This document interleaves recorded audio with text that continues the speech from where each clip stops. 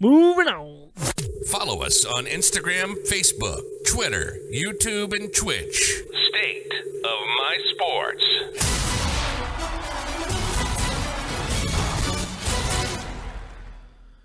Both Michigan and Michigan State made the tournament this year, which is awesome.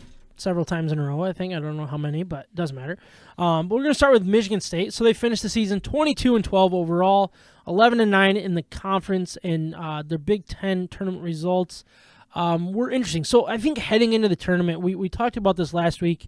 It wasn't necessarily about like Michigan State solidifying their seed or by any means. It was basically just gaining confidence. And they went out and they beat who they beat. They beat Maryland again for the third time, and then went out and beat Wisconsin, who was number 12 in the country, 69-63, before losing to Purdue 75-70 due to a very poor first half, which I just bad bet here. I just want to get this out here. I bet on the under in this game. The Michigan State Purdue, right? Is that who I said? Yeah, Michigan State Purdue. It was under 141.5. There was 47 points scored in the first half. It was 27-20. That was ugly. Right? 27-20. And then it was 50-47 in the second half. To go over my 141.5 points by like 4 points. 27 points. 27-20 in the first. 47 total points. I think they had what? They had 99 points in the second half. I literally started counting that money already. I was like, all right, I got this. This is in the bank. Like it's in the bag. Like I was convinced that was going to be a win, and now here I am with another loss. With a empty bag. No, yeah. Ouch. Well, not empty because I won my Wednesday parlay last week. But anyways, couldn't afford to pay Ryan to be here tonight. No, yeah, he's having a holdout. He's having a holdout for sure. But anyways, I mean they went out, and I think the 2 wins that they had was what Michigan State needed. Now, did they do it the way that people wanted? No, probably not. It wasn't pretty. Their win against Maryland, they almost did what Michigan did. We'll get into Michigan after this, but like it was almost ugly, and it was exactly what Michigan State was. The highs were high, the defense was good, and then warts all over the place. You can't score a point. And then it was exactly what people were concerned about. So as much confidence as you could get for these 2 wins, it felt like this team is what it is. It's exactly what it is. Right? I mean, It didn't teach us anything. It just taught us that we're right about what Michigan State is. And they ended up getting the number 7 seed in the West region, which is in Greenville, South Carolina. I want to keep the Michigan stuff out of this. All in all, this is the fair seed. They were going to be a max of 7 unless they went out and won the Big Ten tournament. They could have snuck into a 6 in a low of 9. That's basically what they were. And right here, they got to the 7 because they got the 2 wins. It looks right. It feels right. They got off to a really, really hot start. And then about halfway through the season, started becoming their own worst enemy. Back and forth. And then they had a little hot end to their season. Didn't end the way they wanted it to. So I think, their seed has a lot to do with the way they started. They started out real I think hot. they were, 20-2 at one point or something like that? It was insane. It was impressive. And then the wheels started to kind of loosen up. Had a wheel fall off here or there, got the wheel back on, and this is where they're at. A 7 seed, I think you should be happy with it. Yeah. Maybe not with your opponent. I don't know. Yeah, I mean, so game 1 is Friday night, 9:40 p.m. The Spartans are a 1-point favorite currently, at least last night when I was putting the show sheet together, and play a 10 seed who is 27 and 6 overall Davidson Wildcats. Now,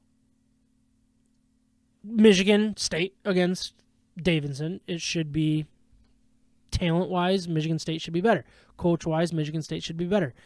It feels different because it's that 10-7, which is one of the, for the people that don't really pay attention to college basketball, including myself, that 10-7 is like the first upset you pick usually, right? So how do they match up in this? Because I know Davidson's a good shooting team, but should Michigan State be able to score at will against a team like this, John? Like, do you know much about it? I don't know about at will, but I just know that Michigan State has a few guys on the team that have been there for a few years, and they haven't shown the type of production that you would expect out of 3-year guys that have seen some playing time. And like you said, these 10-7s and 11-6s, like those are the matchups that are intriguing to watch because it's pretty much of a coin flip, just like a 9 and 8 seed matchup is. Yeah. And man, I don't think Michigan State's clicking the way they're supposed to when you're entering a tournament like they have in years past to make a deep run. Yeah, it feels like they're set up to lose this game. They're a 1-point favorite. You're the better school, you're the higher end talent, the better coach, the more proven coach. Why is it only 1 point? Yeah, that tells you that there's something about this that Vegas at least thinks Davidson's the better team overall. Yeah, they've improved drastically ever since. Or dangerous team, I guess I should say. Since the presence of Steph Curry, like they've only been able to recruit better at Davidson too. So I don't know. I always just flip a coin when it comes to these type of matchups too, and pick one. So then, if Michigan State can go out and beat Davidson Wildcats, they will play most likely Duke in the potential second round, which feels like. You think Duke's getting through that easy? 2-15? I would assume so. They've been there before in the losing end of that matchup. I have a feeling Coach K's kind of got everything in his back pocket here. He doesn't really have to do a whole lot. I hope so, man. With these coaches, but I mean, it's basically set up that you're going to get, and I think that's really the biggest argument that Michigan State fans will have is like, why in the world are we playing Duke again? Like, why do we have to play Duke in the second round if we get there? It's like that. That's really where I think people are going to have that argument of how tough it is, the draw is, if you will. And I just look at this and I'm like, Coach K completely owns Tom Izzo. What is he? Like, I think 3-12 overall. Izzo is against Coach K. Like that's a big discrepancy. It's a big difference. You look at this. This is a typical Duke team, high end talent, coached well, good basketball team. Should be one of the better teams in the country.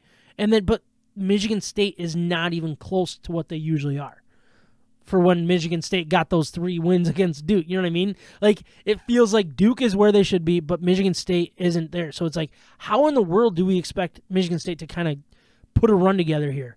I mean, is there any hope, or is it basically hope to get past that first Davidson game so you don't get embarrassed, and then other than that, just you're going to lose, and it is what it is? Yeah, I think if you can sneak past Davidson and get matched up with Duke and hope to catch them on a bad day where they're turning the ball over a lot, Duke has a lot of young guys on the floor, that's like your only chance. It's either that or you need a lot of beneficial whistles from the referees because I don't know that Michigan State's got what they need to get into the Sweet 16. And like you said, I feel like this was set up by the NCAA selection committee to get a Coach K marquee matchup against another proven historic coach in college basketball on his little victory parade, Yeah, which, I mean, State fans, like, should be excited to be like, we can be the one to put him out. We can do that to that 100%. D-wad. You know what I mean? Yeah, North Carolina did it too. The last game at Cameron Indoor, that was kind of personally, I watched that game while I was out west. It was sad to see. I wanted Duke to win. Just let him get out on his high horse and then enter the ACC tournament. Let him get beat by, what was it, Virginia Tech, correct? Duke, Virginia Tech lost in the ACC championship game. But I just don't know that Michigan State fans can be that hopeful, to be honest. I'm not trying to knock them. They're from our state of my sports. Yeah. I just think that's where it's at. Is I don't see a way that they can go on a run. Their flaws are way too big. They don't have the guy that bad teams can kind of just take over a game and win. You know what I mean? They don't have the best guy on the court at any point, in my opinion. And it might even be against Davidson. They might not have the best player on the court. Yeah, I mean, and that's when you don't have the best player on the court, your back's against the wall. I don't want to forecast anything, but if you get matched up against Duke, Michigan State's best player is Duke's 5th or 6th or 7th best player. Exactly. So That's where you're running into like those log jams, and this is why the tournament is so cool that you got that many teams that you can showcase. But I just don't see them making a run, just like you, Sam. Yeah, it just doesn't feel like it's going to happen. Moving over to the Michigan side, Michigan finished the season 17-14 overall, 11-9 in the Big Ten, Stinky. and in the Big Ten tournament, they. Stinky. All right, so let's take a step back. Like heading into the tournament, like we talked about it last week, is that win against Ohio State. It felt like that was their ticket into the big tournament. It felt like that's where we were laying out. But when they lost, what did they blow? 17-point lead? I think it was 17-point lead. Yep. To Indiana. And then Indiana went on win his second game as another bubble team. It was like, holy smokes! All of a sudden, you start wondering, all right, is this team even going to make it? Like I was like me and Joe. We got to the rink early to watch the selection show. Like, we're bringing beer. We're going to be sitting watching this thing before a hockey game. We're like, all right, well, let's watch this. And they got in as an 11 seed with not even a play-in game, which I thought was pretty interesting. I was really surprised where they ended up slating Michigan. And it seems like a lot of rival teams, Michigan State, Ohio State fans, were all butthurt about it. But I just sit back and I just look back and I'm like, okay, who deserved it more? Because we're talking big picture here, right? If you're going to be so mad that Michigan got the benefit of the doubt to get an 11 seed as a non-playing game, blah, blah, blah, okay, who deserved it more? Because if we're talking big picture, which what college basketball is, it's not about recency bias. It's not about anything. Big picture. It's big picture stuff. They have all these random metrics that nobody even understands. The Pythagorean wins or the quad 5 or quad 17 wins. Like, it's all over my head. I don't give a flying you-know-what about it. It's all messed up to me, but they obviously care about it. And it's big picture things. So if you're going to tell me Michigan doesn't deserve to be there, okay, who does then? And then when you ask that question, people seem to shut up because they're not going to throw anybody's name out there. Correct. And if you do, I could pull up their schedule and be like, okay, well, what about this? Blah, blah, blah. Big picture, they were not nearly as big picture good as Michigan or right on that same page. Yeah, none of those bubble teams that were the last ones out of the bracket have a brand of basketball, anything on the same stratosphere as Michigan basketball. Yeah. I know that the Juwan Howard story kind of gave us the black eye, but let's be honest. In recent years, I think Michigan leads the way in the Big Ten with most wins in the in the NCAA tournament in like the last 6 or 7 years, I believe. Not that like a pass should grant a team a free pass into of their name, into the tournament. But I'm with you. They needed to beat Indiana, in my opinion, to move into the tournament. They needed 18 wins on the season, and they ended with 17. And I was pretty skeptical that they were not going to make it in. In fact, I turned Selection Sunday off as soon as they announced Michigan's name. Oh yeah, that's all I needed. Let me go to sleep. Let me have something to look forward to, because a bracket without Michigan is like a boring bracket to me. Yeah. I don't have anything else to look forward to. I don't know who else they could have thrown in there. I feel bad. I don't have the list of teams that were just out, but I am pumped that they made it in, and I think that they have talent to make a splash. I'm not saying a run. Yeah. They got stuck in a bad bracket. They're gonna have to prove themselves, but let's see what they can do round one. The way I looked at with Michigan is I made the decision heading into that is like they didn't play good enough to get in for me to be butthurt if they didn't get in. Right. But at the same time, is the reputation of the Big Ten is really what gave them that spot, in my opinion. Yeah. It's not necessarily the brand name, the Block M. Everybody loves it. Other than the rivals, like it's a big brand, but the fact of how good the Big Ten conference is, 9 teams that got in. I think the second most were 6 or something like that in other conferences. That tells you the reputation of the Big Ten, which is why Michigan gets in. You get Rutgers in a play-in game, Indiana in a play-in game. Like, that's just how deep this conference is. And if you're going to put those guys into a play-in game, Michigan deserves just as much, if not more. And they do, because they do have those big wins. They have the win against Michigan State. They have the win against Ohio State, Iowa. And they have those big-ish wins.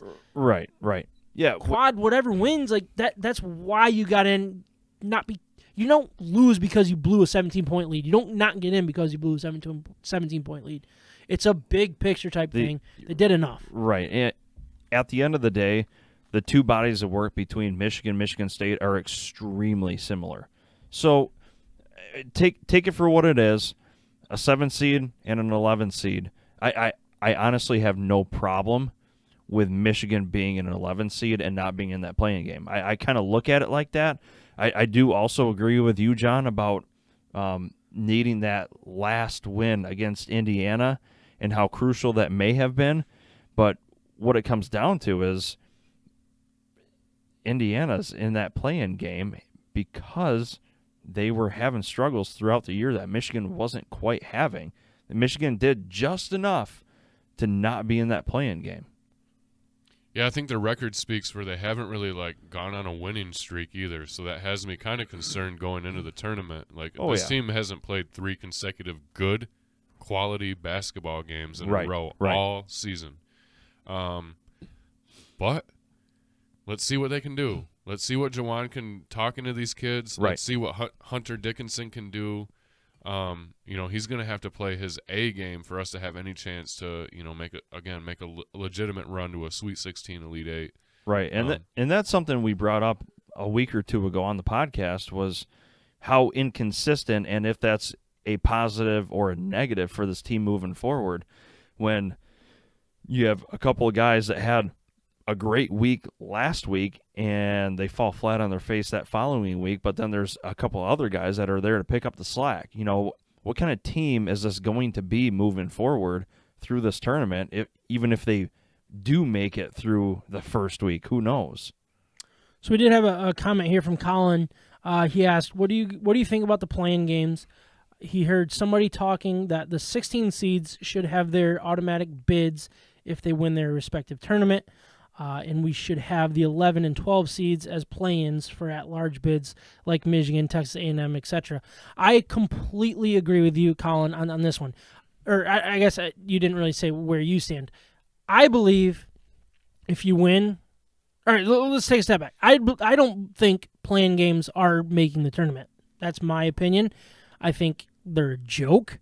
I think it's stupid if you have to play in to get into this tournament. Did he really make it? That's where I am mentally. So if you win your tournament, your respective tournament, you should not be in a play-in game, period, end of story. You should have that automatic bid. And I don't know, if let's say who's in a play-in game that won their tournament, like a Texas Southern or something like that, I think plays tomorrow, or like a directional school in Texas. Do I think Michigan should be ranked lower than them? No. But I don't think I think Michigan should have to be in that play-in game over a team that won their conference, in my opinion. So the play-in games, I think, first of all, are stupid. I think they're silly. Dumb. Just have it at 64 teams or whatever it is. There's no reason to expand it to 68, is it? What's the point if you're not good enough? Period. End of story. So. Yeah, but if you win your conference, you should not be in a play-in game. That's my opinion. It's kind of sad that basketball got expanded. Football didn't. Yeah, right. No, do you guys have an opinion on that at all, or do you think a conference champion should be a play-in game ever, or do you think it should just? I mean, it's a different. But I agree. I think if you win your conference tournament, you should automatically be in the bracket. Yes. If you're a bubble team. If you're a legitimate you bubble team, should be in the play-in game. You should be in a play-in game. There's a few, Notre Dame, Rutgers, to say a few, but again, they need to either expand the tournament to where you have an equal bracket and everybody's on the sheet. Yeah. I hate having to look at these games at the top. It just I don't know, it just does not make sense to me. Yeah, I guess I look at it as do I think so let's use Indiana Notre Dame as a matchup, right? So they're the 11 play-in game tomorrow, right? Yes. Or is it? Did I say Indiana? Rutgers and Notre Dame, right? Yeah. And then who's the 16 seed that plays tomorrow? Texas Southern and Texas A&M CC, whatever that is. Is that community college? Is that a D1 thing? I don't know. I assume so, and I assume they both won their conferences. I think Notre Dame and Rutgers should be 11 seeds. But I don't. But I don't. I think they should be doing the play-in because they're average in their tournament rather than a team that won their tournament. Yeah. They should not be having have them all 11 seed matchups with Power 5 conference teams going against each other to play into the tournament if you want to keep the play-in tournament. But don't make the teams that won their tournament have to play in to the actual tournament. Especially as a 16 seed. You know, if you're a conference tournament winner, champion, and you happen to get selected as a 16 seed, I'd rather have that as my motivation as opposed to we got to go play this other team that was also a 16. Yeah. And the winner of us gets to go play Arizona. Yeah, it gets You know, spanked. like it's just like It's really not that. that big of a reward. It's like pressing the Coke button on the vending machine and a Diet Coke spits out. Nobody wants that, you know. It's just, I don't know. It's not fair to these guys, and I see it's happened twice in this bracket. I don't know. They need to do away with it and make them, you know, a 14 through an 11 seed. Make those the matchups in these whatever play-in games we're talking about. I hope that answered your question, Colin. Getting back to the Michigan in their draw, so they're an 11, right? Yep, they got the 11 seed. Yep. They're going to play the 7 seed? 6 seed. Come on, Colorado State. simple math, Sam. Yeah, I know. I'm so they're a 2.5-point favorite for the first non-playing game of the tournament. They play Thursday at 12:15, which I'm pumped about that. Probably throw a bet on it while I'm sitting at my desk. No big deal. Against the 25-5 number 6 seed Colorado State Rams. A team that I know zero. I spent zero time watching this team. I don't know if you guys watched any Rams basketball this year, but I did not. So I don't know a whole lot. So what I'm going to go off of is what I was told and what I'm hearing. From what it sounds like they're a good shooting team, a pretty good offense, right? But when it comes to size and what Michigan does well, seems to match up well against this type of team. Correct. Now, will it come to fruition? We'll see on Thursday, but it feels like a pretty good first-round matchup, especially when you start comparing it to the Davidson team that Michigan State has to play. It feels like you should win this game if you're Juwan Howard. I think I said last week, if you go out and lose your first game in the Big Ten tournament, you go out and lose your first game in the real tournament, look out, because that's back against the wall type stuff for when it comes to what Juwan Howard's doing and all the other stuff on top of it. So that's going to be interesting to me. I think you go out and win this game. I mean, is there something that stands out to you guys outside of this the size difference that Michigan should have over them? As an advantage, I think the fact that they're playing probably close to home, right? Are they playing in Yeah, Indianapolis? that's a good point. I should have brought that up. I guess like Colorado State's going to have to travel. Michigan doesn't really have to. They can hop on a train. And I did hear something about Colorado State, like they haven't even flown out yet. Oh, that Like, because they got they What? got something wrong from the NCAA, and it was like a big cluster. But I don't want to break any news on it. I don't know the ins and outs, but it sounds like you have sources? yeah, it's the radio. 97 won the ticket.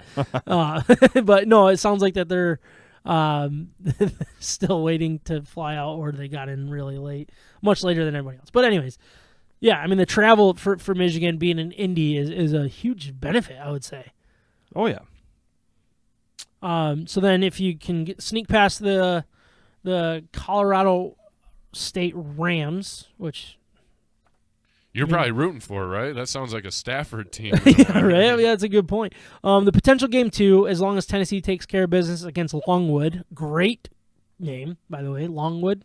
So many good jokes there, right? Funny story. I think it's their first year as a college D1 basketball program, and they won their conference tournament to get into the NCAA tournament. That's this team? Longwood, I believe. Yes. Okay, so I did hear that story. I thought that a different team won the tournament. Oh, and it they was- won. but They they- won an at-large bid. But no. So whatever conference Longwood's in, the team that won the tournament has not gone through their probation period of becoming a D1 school. Oh wow! So they then kinda Longwood they gets got, to like, get in. granted a position. Yeah, in the tournament. and I think that's how it went down. I could be Wow. wrong, but I'm pretty sure they weren't even a conference tournament champion. They just got kind of lucky because whoever beat them wasn't eligible or something like that. Which, I mean, remember when Penn State became a D1 team in hockey, and they had to play in the ACHA level because they couldn't go right to D1 NCAA, and they just absolutely wiped the floor with everybody. It was just a big cluster. But like that's kind of this same probation period type stuff. And I could be wrong on that. Until you said that, I didn't know that those were related, but I think that's what the story is. I mean, it does say that they won the Big South tournament. Okay, so we might be getting Warriors crossed here. Okay, so they became a Division I team in 2007. Okay, so they're past. So I'm probably thinking of a different conference tournament champion then. But no, I mean, as long as they do, I mean the Michigan Wolverines will play the 3 seed Tennessee Vols, who are 26-7 overall and 14-4 in the SEC. Coach Rick Barnes is kind of known as a choke artist, if you will, when it comes to the tournament. But I mean, Tennessee, a lot of the SEC countries saying that they got snubbed as a number 2 seed and should have been a number 2 seed. So you're going to be playing the best number 3 seed in the tournament. It doesn't seem to be lining up for Michigan or Michigan State to go on any type of run because you're going to be playing a really darn good team that has title aspirations in that second round game.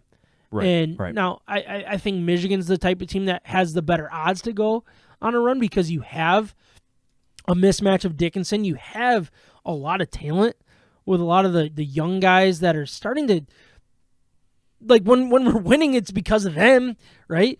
And when we're losing, it's because of them too, because they're awful. Exactly. So if these freshmen can step up outside of Dickinson, like, this team could put something together, it feels like, because of the talent. Oh, there's plenty of talent on the team. That's not the problem. The problem is putting it on the court, and the defense lacks so badly in the worst possible times. And they need to learn how to group together and play up and down the court consistently. It's a problem. It's been a problem. It needs to get fixed. Yeah, it's just... But there's the potential. There is the potential, but not a whole lot of hope for either of these teams. And look, there's potential for Michigan State too, because when Tom Izzo's coaching, more than likely you have the better coach in the matchup. Now, when it comes to Duke, that's a little different. They have more talent. They have the better coach, if you will. But right here, when it comes to Michigan, when you have the talent, that's when you can really get things going. What's that? I need a pen. A pen. Give the guy a pen. We have one pen that we're passing around. We're all vaccinated. We're going to move on to our bracket. From the Red Wings to Michigan State, we're talking about it. This is State of My Sports. I do want to move through this fairly quickly because nobody really cares what our bracket says, and just as much as I don't care what their bracket says. I don't care. I fill out one bracket, and then I stick with it, so I'm not one of those guys that's like, oh, well, one of my brackets had that, and I feel really good about myself. If you have multiple brackets, please don't tell me what your bracket says because I don't really give a crap. Actually, even if you have one bracket, I don't care about your bracket, and you don't care about my bracket. But what I did want to talk about was a couple upsets that I could see happening here early on in the bracket. Kind of first couple rounds. I think that Davidson over MSU could happen. I personally didn't pick it. Another one. Wyoming or Indiana over St. Mary's. So I don't know how that game's going on right now with the Wyoming-Indiana matchup, but I really like Wyoming for some reason. I don't know why.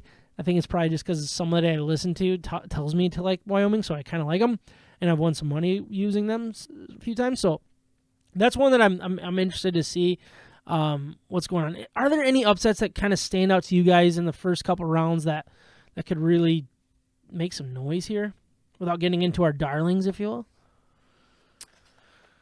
I like Virginia Tech over Texas. Yeah?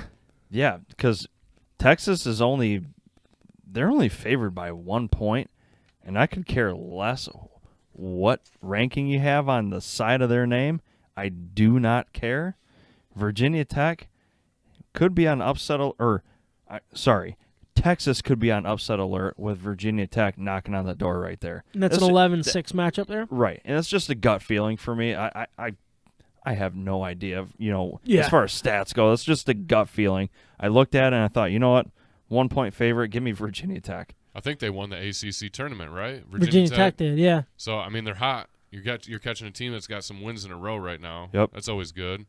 I did get a comment that somebody does care about my bracket, so it makes me feel better. Thank you. I got a couple 11 seeds I could see winning round one. Iowa State, to name one, over LSU. Okay. I think they just got some history in the tournament that could maybe splash over top of a little bit of talent in LSU. Did LSU just fire their coach? I think so. So that's another interesting. Yeah. Yeah. I think he got caught up in some allegations on recruiting or something. Yeah. I got Michigan winning against Colorado State too, and then another one to look out for, a double-digit team seed. I know the number doesn't mean much. San Francisco. I watched a little bit of them play in their conference tournament, and those boys can get up and down the court. What's their nickname? I have no Is idea. it Scots or something? Something like that. It's like something really weird. Yeah, they get up and down the floor, and they got a few guys that can just straight up score, get to the bucket. I guess that's really all I've got for upsets. Do you have a specific darling? So obviously Florida Gulf Coast, they took a nice upset, and then it kind of went on that run back in the day. A couple other teams, Loyola Chicago did at one time. Is there a darling that you see winning multiple games? I mean, I didn't look at your list to see one that you had listed, but I like Memphis. They have a top 5 recruiting class. They just never really clicked. They got a lot of freak athletes on that team. Yeah. Anthony Hardaway, I believe, is still coaching the squad. Yeah. So I don't know. As a 9 seed, it's hard to look at them as a darling. And I think they got a tough matchup against, is it Gonzaga? Yeah. On that side of the bracket. So I think they'll give Gonzaga a little run for their money. They're going to play with some size, and that's what Gonzaga has. Who is the Michigan guy, the state of Michigan player that went? They're committed to Michigan State. Yeah, from Mount Pleasant. Imani Bates. Yeah, Imani Bates. Imani Bates. Yeah. So plays for Memphis. So ever since he kind of got cut from that team, not necessarily cut, but playing time kind of cut in half, the teams have been playing a lot better, is what I'm hearing. Yeah. I haven't sat and watched it. He was kind of a hype train. I think his dad kind of came in with a little bit of an egotistical approach to kind of like a program. big baller brand type of guy. In a You way. beat me to it. Yeah. Well, he started his own school or something, didn't he? LeVar Ball. No, I had Memphis as one of mine, but Micah, did you have a darling that you think could win multiple games? I actually brought up 2 different ones. Loyola was one of them, and I have so play them. Ohio State first round. Exactly, and Loyola's going to move on in that first round. I'm telling you that right now. And the other one, I have Chattanooga. Okay. Yeah. Okay. Yeah. All right. Yeah. So if Chattanooga can catch Illinois on an off day, they're getting out of that first round, and then they're going to face either UAB or Houston. Yeah, And I think both of those teams are beatable. They'll probably face Houston, and Houston's not the team that they were when they made their Right. run too. Right. So I don't know. I kind of look at that Chattanooga it might be Cinderella, darling kind of story. So that's my main one. Yeah, a couple that stood out to me was the winner of Wyoming, Indiana, who's playing right now. Yeah. Wyoming's down 5 at halftime. Okay. They would play St. Mary's the following game, and then potentially UCLA would kind of, if everything falls into place, it kind of seems like they could win whoever wins this playing game could go on a little bit of a run, especially when you kind of do that Russ versus rest type thing.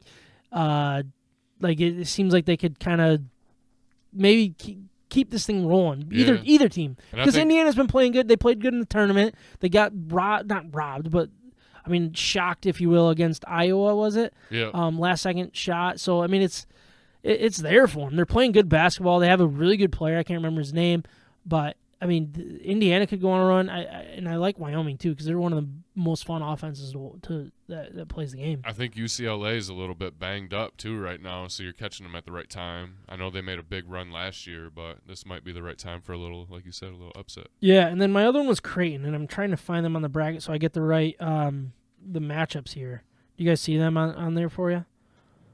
Because I wrote them down on the show sheet, and I didn't write down who they play. I am looking. Yeah, they're Hang on. playing San Diego State. They're a 9 seed. They're on the same side of the bracket with Kansas. That would be like their second round matchup. Okay, yeah, so, yep, there it is. So San Diego State, so they're 9 seed.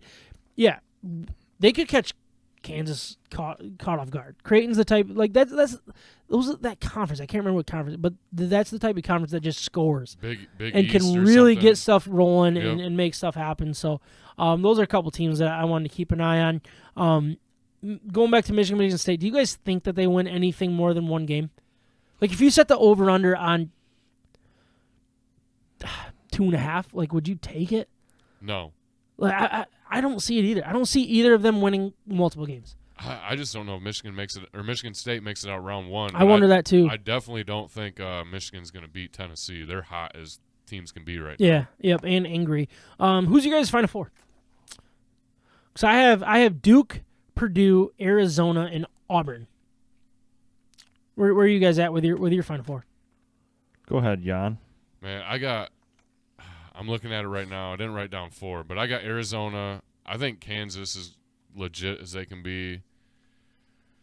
Man, that East bracket is crazy. I'm going to go out on a limb here.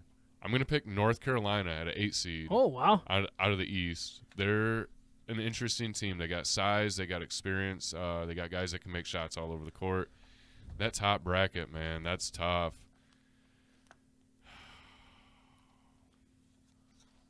I guess I got to go with Gonzaga. So that's a 1-1-1 and Yeah. 8. I don't know. As cliche as it get, but I don't see anybody in there that's really that like stand out. I mean, Duke is good. Texas Tech maybe. I don't know. Texas Tech, yeah, they're playing like defense there's and stuff. Yeah, there's a few teams in that bracket that kind of got like overseeded. Alabama, UConn. So Yeah, I don't know. It could that's be fair. It could be just some random team coming. Micah, out who of you there. got in your Final I might Four? get crucified for this one. Here we go. I'm gonna go. No. I'm gonna go. Michigan. No. I wish. I'm going with Baylor, Gonzaga, Arizona, and Iowa. All right. Okay, Iowa's good, man. They got a couple guys that they're NBA prospect ready. So they're getting hot at the right time. Yep. I don't know if the depth is there. I have no clue. It's just a gut feeling, like I said. But those are my Final Four right now. All right. So for my championship, I have Arizona beating Purdue. What do you guys got? Kansas beating North Carolina.